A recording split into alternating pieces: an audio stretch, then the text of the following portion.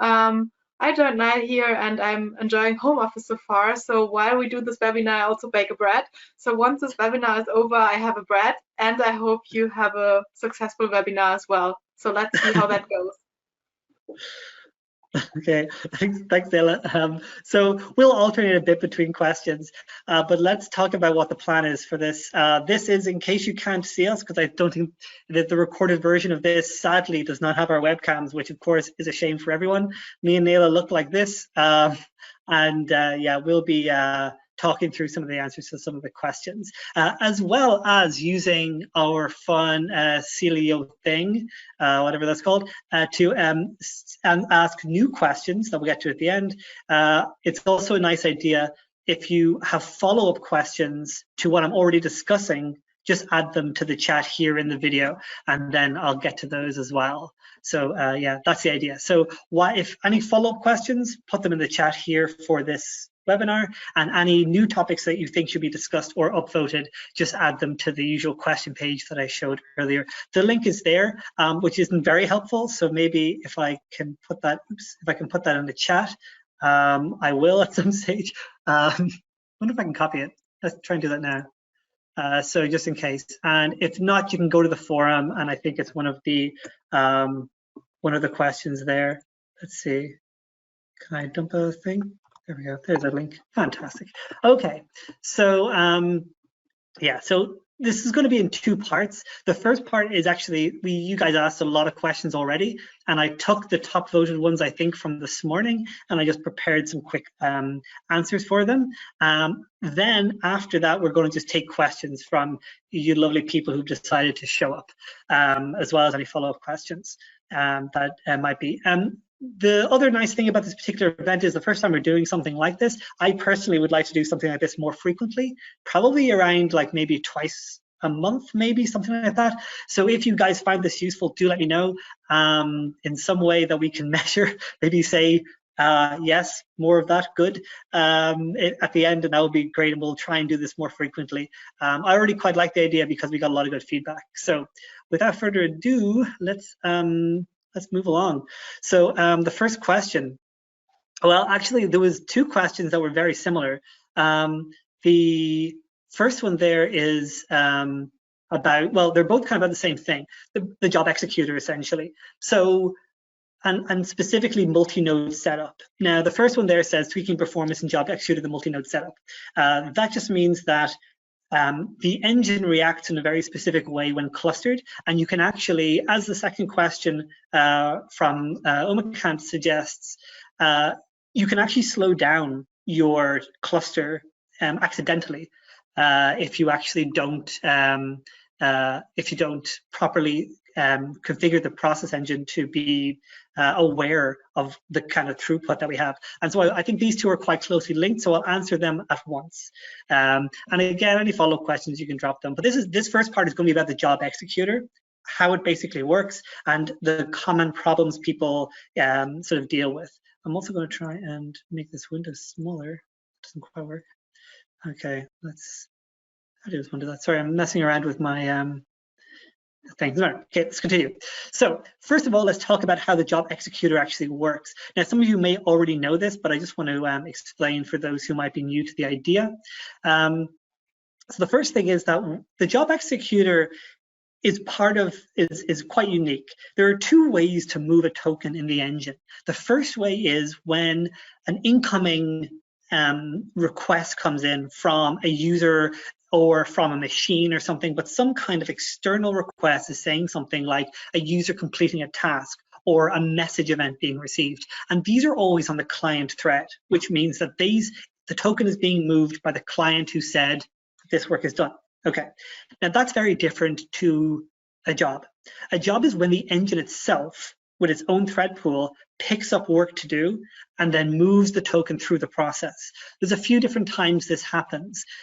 So any time that there is a timer, for instance, the engine is in charge of being able to decide when that timer is finished. So it means that it picks up the job.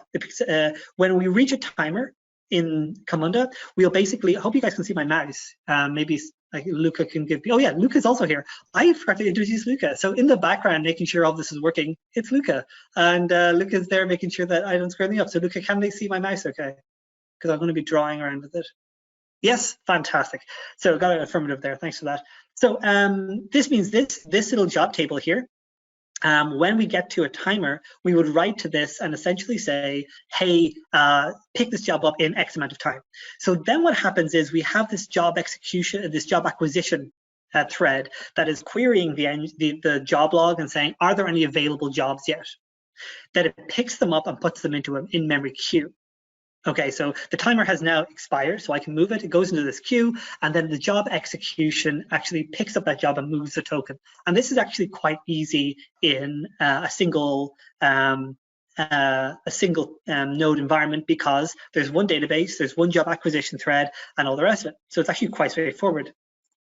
So if we start to talk about why that's different in a cluster, it's because we now have two different job acquisition threads, two different job executors, and a single database that has all of the jobs for us. So that means that when an engine here wants work and an engine here wants work, they're both asking for work at the same time, and that means that they're sharing a lot of responsibility for ensuring that the engine, for instance, needs to make sure that work is not done on two different nodes. I'll talk about that later because there's a question about optimistic locking exception. But also, this is really important, we want to avoid a scenario where one node tends to get all the jobs and does them, and the other node tends to not get the jobs, or for whatever reason. And this does happen, and it's entirely down to how the job executor is configured, because the job executor is quite well designed for this setup. This is how you're supposed to be using Camunda. You should always have two nodes. This is for safety reasons, and Camunda works really well with it. But if you have misconfiguration, you could end up with, as the question asker said, you could have a problem with, hey, I added a new node, but somehow my jobs got done in a less efficient way. So how did that happen? Now, I've picked just a few different settings for the job executor to talk about in more detail. So you guys can let me know if this is useful for you or not. But basically, there's a lot of configuration you can do, but there's very specific ones that are more likely to do damage than others. So let's talk about max jobs per acquisition. Okay, so this means that when I go and I make a request to the database and say, hey, give me some jobs, I maybe want to minimize the number of hits to the database. The default number is 3, which means when I try to get jobs, I will get 3 at a time. Now, if you think of it in a clustered setup, it means that two nodes are both saying, give me 3 jobs at the same time. And this seems fine, okay? Now, you may think that it's more efficient if you make that number quite big, because then people, well, I think of nodes as people, but apparently they're not. Now, the nodes will then end up querying and getting all the jobs. The max jobs for acquisition can be used very badly depending on your throughput. So let's think about this. So if you have lots and lots of jobs, like let's say you've got really high throughput, so you get 10 jobs showing up per second, and you have the max acquisitions at 2 or 3. Well, that's actually going to have both nodes querying the database quite frequently because there's so many jobs coming in. In that case, you should increase the max jobs for acquisition to higher, maybe 5 or 6, somewhere around there. Or maybe even higher than that, because then they can get the jobs and work on them more. And so what you don't want is jobs sitting on the jobs table that should be executed for too long. Okay, so that would mean that things are not going, if you have high throughput and you use the default max jobs per acquisition, you will actually find that less jobs are being done because we're not getting as many. So just adding a new node won't necessarily speed it up. Now, the same is true if you max up this. So you may think, hey, great, I'll just always set my max jobs per acquisition to 10. This completely backfires if you have a low throughput. Let's imagine you have 1 or 2 or 3 instances per second. You have one node that is actually grabbing the jobs, and will get all the jobs all the time. Now, why? Because there's another wonderful setting that involves exponential backoff. I'll talk to him in a second. And that means that if a node doesn't get work straight away, it will actually wait a little longer before asking again, because it's assuming that there are no jobs. Okay, which means you will have one node that's constantly polling for work and another node that's actually not at all. That's polling and finding nothing. And that's when you get this really weird scenario where you have one node doing loads of stuff and one completely empty. So max jobs per acquisition is a really important one. And just to reiterate, it depends entirely on your throughput. Okay, you need to sort of think about how many jobs are being created per second, and then think how that thing there can work. Similar with what time is it? Ooh, wow, I'm going through this way too quick, way too slowly. So there's a few other important configurations. Wait time. Again, this is to do with the previous thing I talked about. How long you should actually wait if there's no jobs. It's really important. And also back off time. If all the jobs are locked, which means they're being done, how long should I wait before I ask for more jobs? Okay. Now, I got all of this from this lovely place here. I will put this in the chat, this little link, but this is where the rest of the job executors, can I put this in? Probably. The rest of the job executor settings actually are. So I will dump that in there. So if it's useful for anybody, enjoy. And you can see then how they actually, how they work. Related to that, I'm going to talk about this very much related topic, which is what optimistic locking exceptions, what's going on there, how can we avoid them, or how to deal with them. Avoiding them is actually, you're bound to get them eventually, depending on your system. So I want to just talk about a little bit about how they're caused and what they do. Before I do, let me see, Luca, do you know if there are any follow-up questions?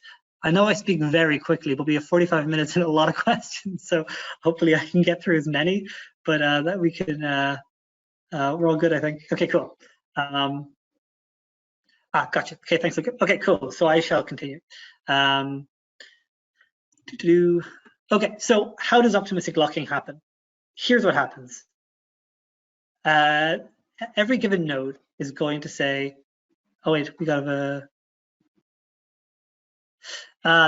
yeah, I will get to that question in a few minutes. Yeah, that's a good question. Yeah, it kind of depends on the size of the threads, the job acquisition, max jobs per acquisition. Yeah, so the question's about number of the job acquisition to the size of the in-memory queue. They are related, and that's detailed in the docs that I sent you. So do try and have those equivalent. So I mean, sorry, I got a bit off topic there. So let's talk about how this happens. So we have a bunch of nodes, and both nodes want jobs. So both nodes say, hey, what jobs are there that are unlocked?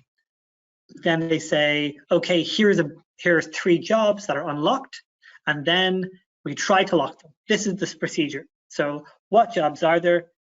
These are the list of jobs. Now I'm going to try and lock this job. Oh no, it's already locked. Weird. Okay, so what actually happened there? How can that possibly be? I tried to lock a job. I was told it wasn't locked. What happens at this point when you get this is one of the ways in which a optimistic locking exception is.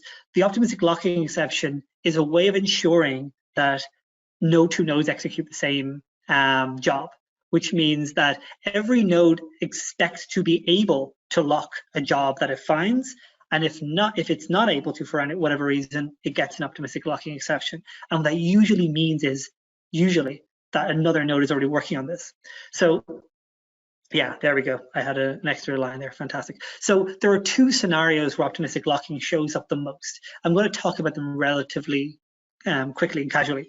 So first of all, 2 different nodes try and lock the same job. So as I described before in that clustered setup, you have the job acquisition thread, and that's going to be asking for work. And if both nodes will get the same jobs in some cases, and then both try and lock those same jobs. But because it's a database level lock, one of them will succeed and the other will fail, because we cannot have a job locked by 2 different nodes, which means they will throw an optimistic locking exception. So what does the engine do?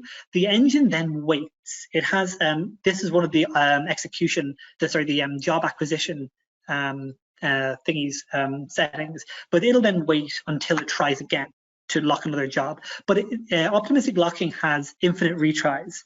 So you actually don't need to do anything. These will show up in the log, but initially it's pretty okay to get one or two of these. It's not going to be a problem. The other thing to do is a single instance might be being acted on by two threads. This is actually probably more common to come across and more of a problem. This is, so as people may know, if you have a single process instance, only one thread can act on it at a time. This is a way to make sure that variables are thread safe and everything else works. So in some cases, especially when sub-processes are involved and call activities are involved, you could have two threads trying at the same time to do something on the same process instance. And you would also then get an optimistic locking exception in that case. And there are a few ways of dealing with that. I have some stuff here. So two different nodes, this should be obvious. Configure your job executor better. Why not? It's a fun thing to do. And I've just told you some fun settings to play with. So that might be fun. But the second one is actually can often be fixed with better modeling. So there, I have here just a quick little picture here. I'm going to put a best practices link in the chat in a few seconds about this. And this is, if I can just find it. Oh, I should have had this ready, and look how unprofessional I am. So this is from the best practices, and it's actually about the very common ways in which, let me put this in the chat so you guys can see it. There we go. The common ways in which modeling a process in a specific way can actually end up causing you these optimistic locking exceptions, and then how to actually fix it. So that link there should bring you to a page that discusses in detail, because I don't want to go into too much detail here, but discusses in detail how to avoid those particularly nasty ones by changing the way you model. So yeah, enjoy that. Okay.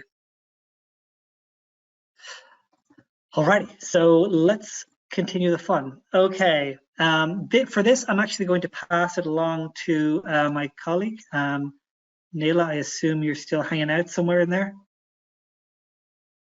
Hey, so the next question is actually about unit testing and best practice about unit testing and the common pitfalls to avoid. So also this brings me, can I share my screen somehow? Let me stop sharing maybe. Yes, there we go. And there, you should be able to. There we go. Yeah. Which screen do you see, Niall? You're all good. I see your modeler alive and well. You see my modeler. Okay, perfect. And I know on which screen we are. I have two, so just want to make sure you see this. We see same one.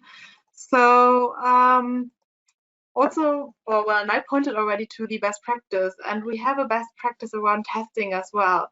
And actually, the question we answer here is, what kind of test do we want to do? And if we talk about a JUnit test, we are here in the scope 1. So actually here we want to test our process model with all the logic the process model provides. Then we also have broader scopes of testing. Basically, if we want to test the container and the real life environment. And of course, on a bigger scope, level 3 would be then kind of the integration test to see how everything integrates with each other. So now I'm focusing here on the scope 1, actually, on the best practice. And let's assume we have, or there are two things actually I would recommend as a best practice. Assume we have this model here. So this is a small guy or a small process. We have a user task here, and we have two service tasks, and we want to test that model. So what we basically would do is we would write a JUnit test, and that could get the, I have that here prepared on my Sublime, and that would get the class rule annotation. And actually what that is doing for us, actually we can then get a new process engine for testing. So we get an own process engine for our testing and don't use the one that we have in production.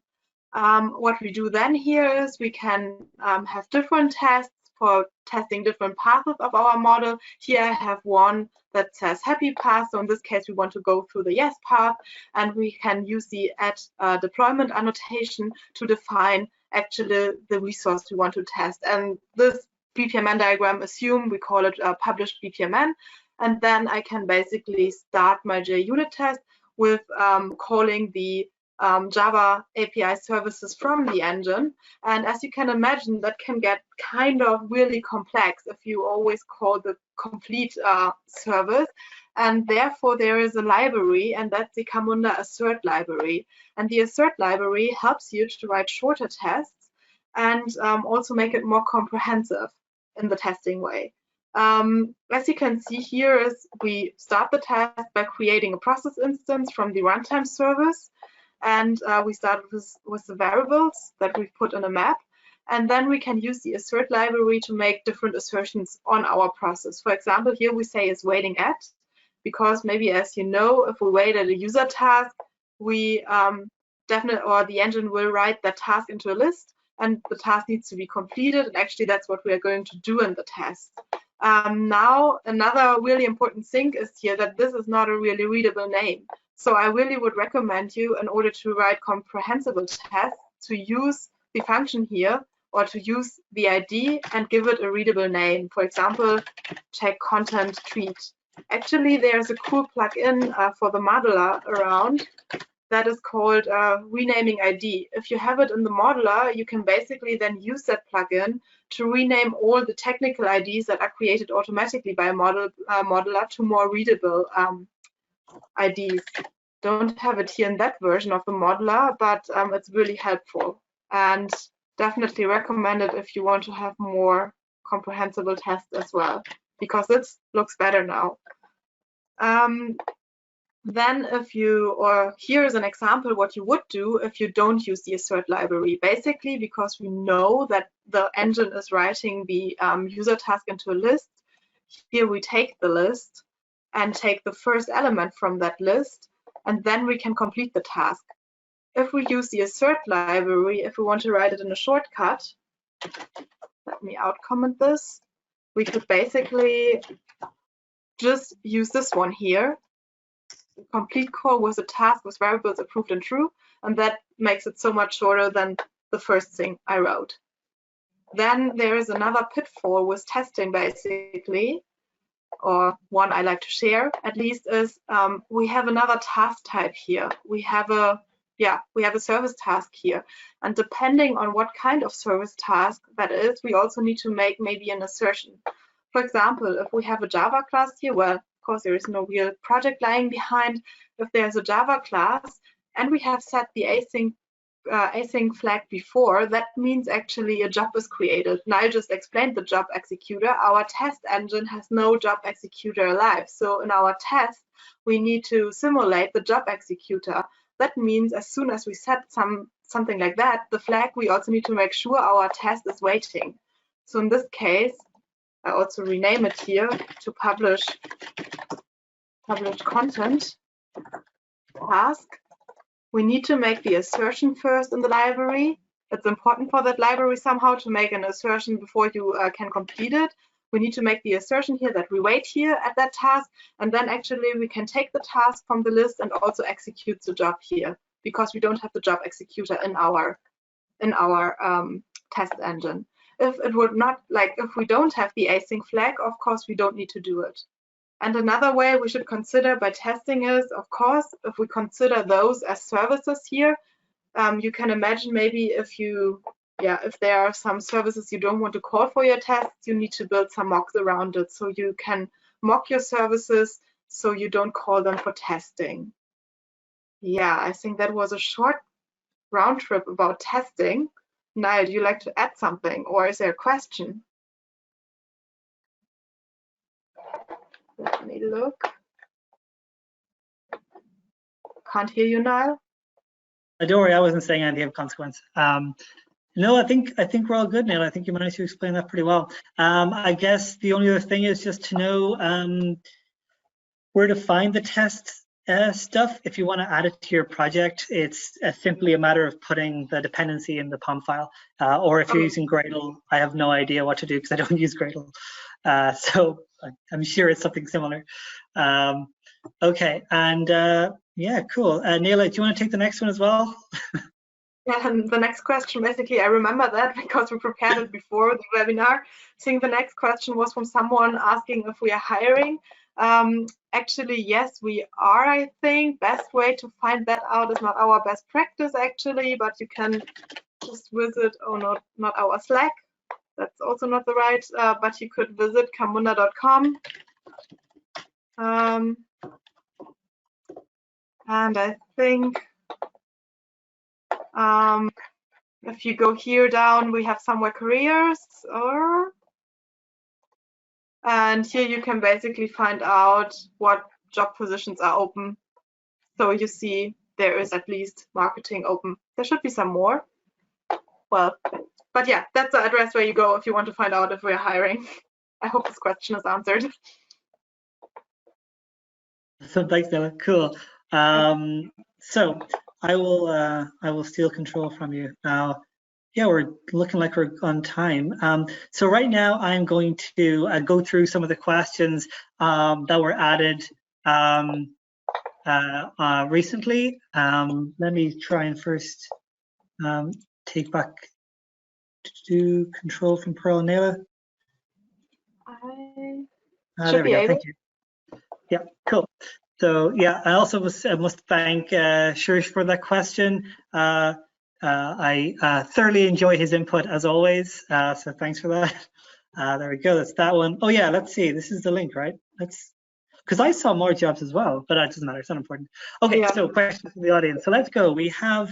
I'm going to spend. Well, myself and Niall are going to spend maybe about the next 10 minutes or so adding this. Did someone ask a question with the ID generator? I'll look for that and we'll post it in the chat as well. Okay, cool. Okay, so let's grab this thing. So honestly, the first one I want to discuss, which I think is the most important to me, is which is the best Irish rugby team. Now, for those of you who don't know, there are 4 main Irish rugby teams. There is Ulster, Munster, Leinster, and Connacht, and they all play in a league along with the Welsh, the Italians, some South Africans, and the Scottish. The best team is luckily an incredibly easy thing. It is Leinster, which happens to be the team from my hometown. It's just a lucky coincidence.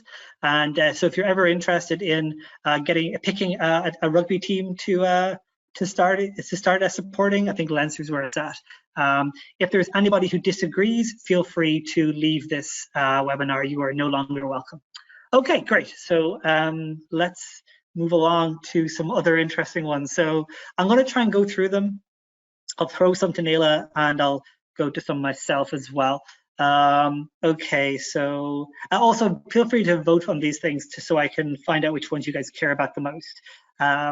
Okay, easy way to start a process from a HTML website.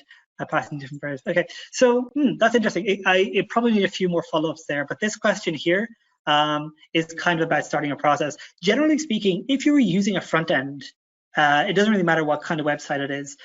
The only thing that matters is Camunda's REST API endpoints. The only ones that you're going to care about are fetching the right task depending on the context, and you're going to care a lot about completing the task. Now you can see here with different values for process variables. That's pretty easy because that can be done on the front end itself. You would just need to be able to find out what the user has done, parse that, wrap that into a map, and then use the REST API. So Camunda REST API. Let's go here. Here's a fun trick. If you go here, there's the REST API. If you go down to task, basically everything you're interested in is going to be here. You're going to want to get a list of tasks, and then you're going to want to complete them. That's the 2 most common things to do with front end. Everything in between the engine doesn't need to be involved in. So that's pretty okay. Alrighty, what else we got? Nele, if you see a question there you want to answer, just shout at me and I'll let you do that. Okay, performance benchmarks for resulting in different types of databases. We kind of do. I don't think we released that stuff officially, but we do test Camunda against every single one of the databases we support. And we tend to get, I would say, we do get information about which is the most performant to a certain degree. I wouldn't, it's usually so configuration orientated, but generally speaking, Oracle and Postgres tend to be the best performers, and usually MS SQL tends to be one of the worst performers. But it's very hard for us. We don't explicitly benchmark against each database. It's more about running a bunch of tests and processes on each database to make sure they all basically function. And so we tend to see best performance from Oracle and Postgres. Also, I would say most people who use Camunda tend to be using Oracle or Postgres. In migration, how parallel gateway is handled. So is it, I assume this is, look who it is. Hey, how's it going, Arvid? I can never pronounce your name. I see this name so frequently, and I always always in very positive light. You're always answering fantastic questions in the forum.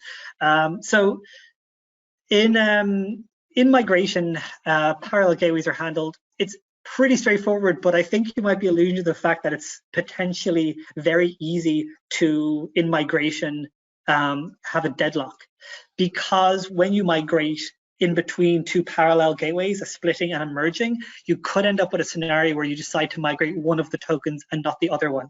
That is quite dangerous, and it would actually end up meaning that you could have a deadlock in the end. Luckily, it's pretty okay. Because of the way the parallel gateway works, it doesn't rely on any historical knowledge. So for instance, if you have a merging parallel gateway, let me just draw one, because that is usually the easy way to do it. I have the modeler somewhere here. Yeah. So if you have something like this, okay. Okay, so this is our parallel gateway, and let's say we have this guy here who's waiting for 2 tokens. Interestingly, even if you migrate, it doesn't specifically need to wait for any particular tokens or anything else. It's usually just going to wait for any 2 tokens to come by here. So when you migrate, this doesn't even need to know about this gateway. They're not intrinsically linked in any way. So you could actually have a process that did this gateway on one version, and then a token here and here, and then even if you migrate them, the parallel gateway doesn't worry about it, doesn't need to know about it. So it works pretty seamlessly. Although if there are any specific errors that you're thinking about, do let me know and I'll try and answer them better maybe next time as well. I see where we have a question from Mauritius, very good.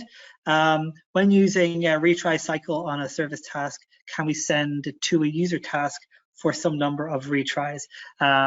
Yes, you definitely can. And that's, I think Burns did an example of that.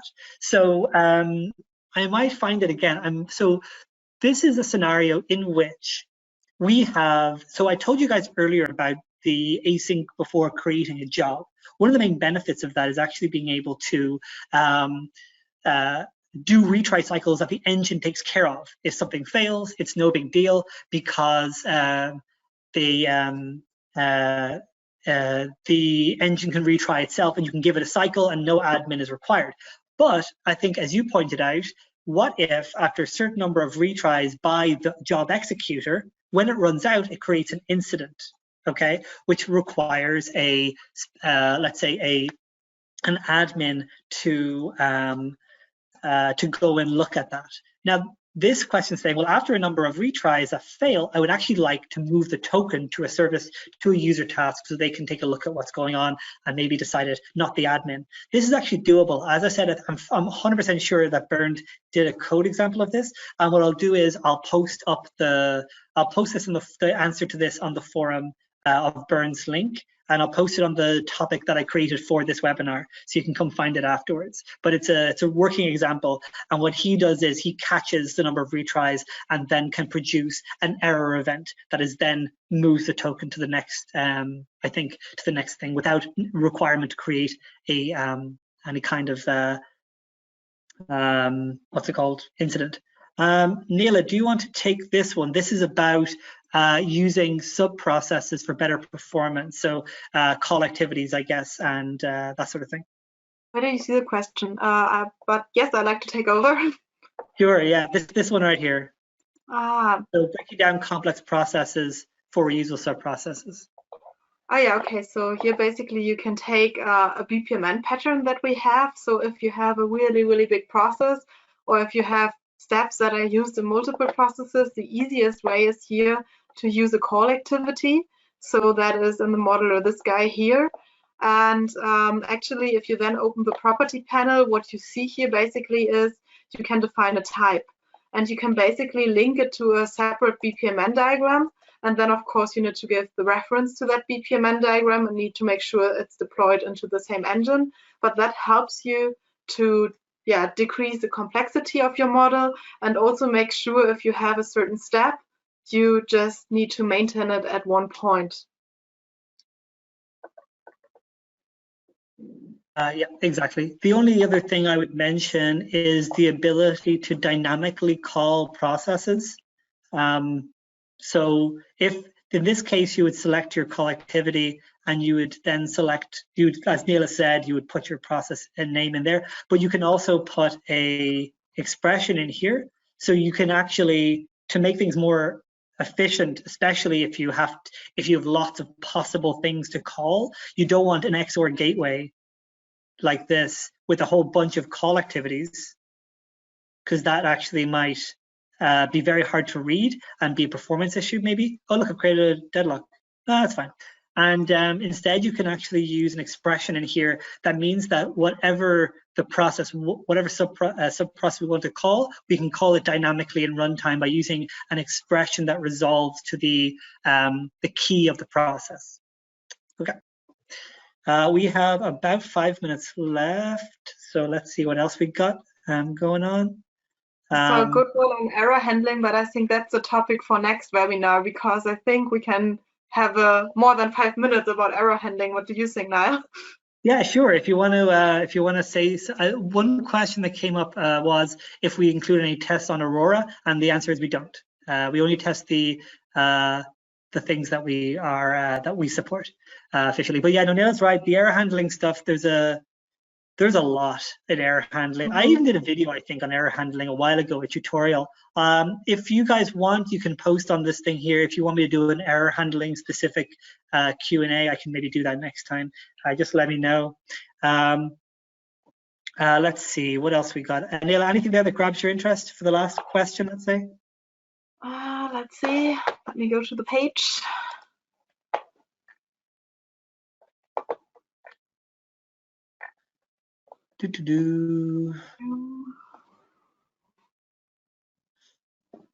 Multi-tenancy. Yeah. While Nele looks, I'll just really quickly mention the multi-tenancy thing. That is legitimately complicated, and I'm going to make a video on that. So don't worry, that is coming. Nele, you got in there? Okay. You're okay? I try to find your video so I can post it in the chat for error handling. But first, because I think it's really great, explains a lot actually, and you can see I think it's 20 minutes or something, so it's a lot. Let's see if yeah, it's true. I am the kind of person that I'm the kind of person that definitely uses 10 words when 2 words will do. So my videos are quite long, so I apologize in advance for that. Let's see. I actually can't see the question somehow. Okay, so what I'll quickly do as a final thing is, for basically done here, is I will promise to make a video on so what this multi-tenancy thing is, and there's the reason it's actually quite complicated is that there are 2 ways of using multi-tenancy in Camunda. There is the kind of multi-tenancy in which you have tenant markers, I mean the same database, but every bit of data has a tenant marker. What we're talking about here is actually the more complicated version of multi-tenancy in Camunda, which is where you have 2 different sets of tables for each tenant. So it's very much data isolation is the point here. But the problem with this is because it is 2 different databases, the 2 different, let's say, schemas, it makes it means there's a lot of setup involved around these. And what I'll do is I'll try and make that a primary point in the next tutorial. So what I'll do is I'll quickly head back to this thing here. Because of course there's a few different bits and pieces that I need to quickly mention before we call it a day. First of all, we had CamundaCon New York planned, and then apparently the world blew up. Sorry, Aurora Postgres is supported apparently, so we must do a test. Thanks, T-Dog, for that. Yeah, so hey, I wonder what other questions I've answered incorrectly. We'll find out. Sorry. So yes, the whole Corona thing happened, and now we have we're doing CamundaCon Live, which is basically the same idea, but it's going to be a live conference. You can sign up; it's free. Join, take a look. There'll be a lot of presentations, both from customers and clients and users and community members, and also even Camunda devs themselves, covering a lot of different topics. So you can go to camundacon.com probably. Luca will drop the link in there, I think. I don't know why I didn't put it on the slide, but there we go. So CamundaCon, yes, thank you very much, Luca. I'll drop that link there. Great. I'll put that in the chat. Somehow, there we go.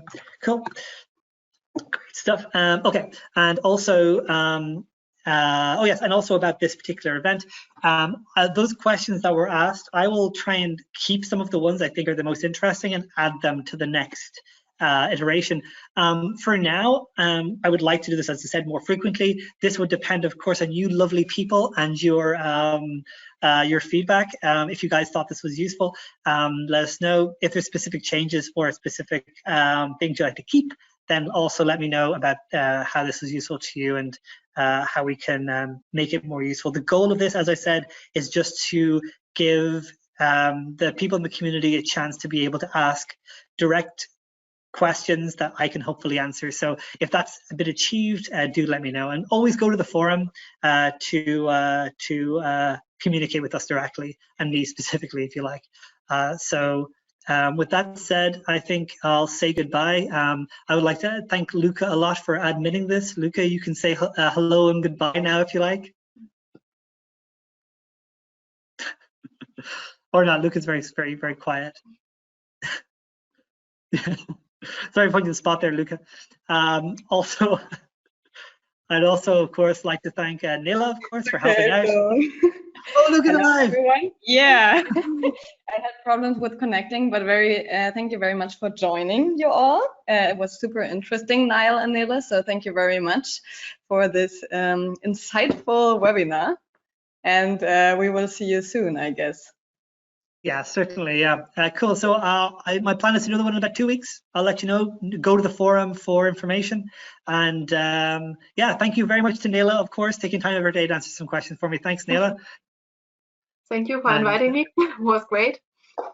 Awesome. And thank you, you lovely people, for showing up and having me someone to talk to. I'll see you guys next time. And we are exactly bang on the 45-minute mark. Look at that. Fantastic. Okay, see you guys again. Perfect. I love when things are on time. Okay. Bye-bye.